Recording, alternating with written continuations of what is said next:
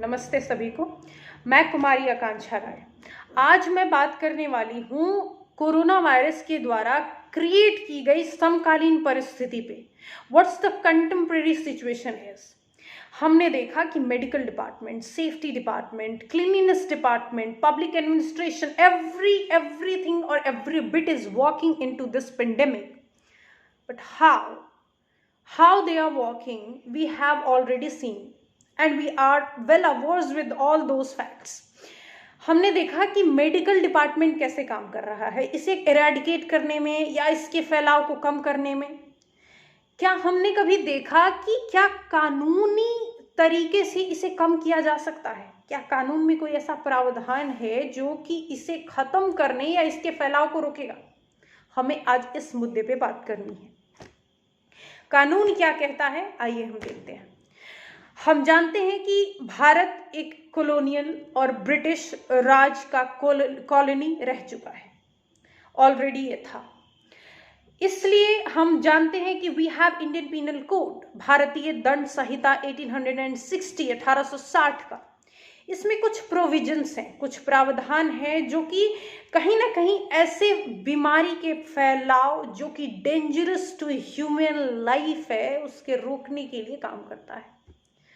हम बहुत चर्चा देखें, न्यूज़ में भी हमने देखा कि पेंडेमिक एक्ट, एपिडेमिक एक्ट, ये क्या है, क्या इनके बारे में आज हम जानेंगे। लेकिन इन एक्ट के पहले हमारे पास इंडियन पीनल कोड में कुछ धाराएं ऑलरेडी थी इसे कर्व करने के लिए, इससे जूझने के लिए। और वो क्या थी, इसमें हम देखते हैं। तो इसमें पहला सेक्शन आता है, सेक्शन 269। वो सेक्शन क्या कहता है कि if you have done anything negligently which is helping out in spreading, I am not quoting word by word section but I am giving the general idea that what this section is trying to convey to we the people, to the layman. I am just telling in layman language.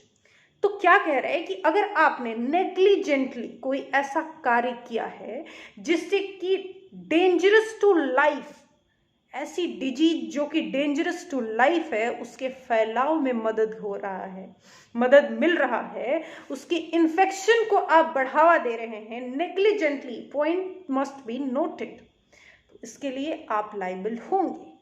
And that liability may extend to punishment up to 6 months or fine or maybe both. The quantum of fine is not defined under IPC under section 269. Now, second section which is dealing in similar situation, and that section is 270.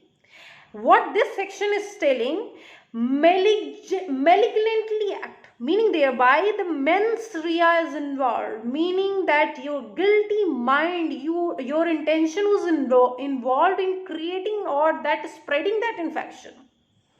अगर आप जानबूझकर उस infection को बढ़ावा देते हैं जो कि जानलेवा है, तो फिर उसमें आपको क्या लायबिलिटी दी जाएगी और आपकी लायबिलिटी कैसे फिक्स होगी, ये इसमें दिया जा रहा है। और ये पॉइंट बस पनिशमेंट और इंटेंशन को लेकर दोनों सेक्शन में डिफरेंस है, 269 एंड 270 में। तो यहाँ पनिशमेंट वहाँ 6 महीने का था, यहाँ बढ़कर 2 साल का हो जाता है।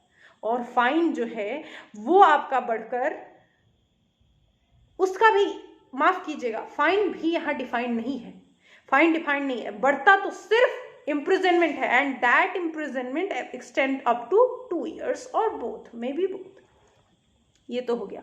हमने एक वर्ड देखा इस पीरियड में, that is quarantine. Quarantine, people were just spelling out it, but we had never been acquainted with this word earlier.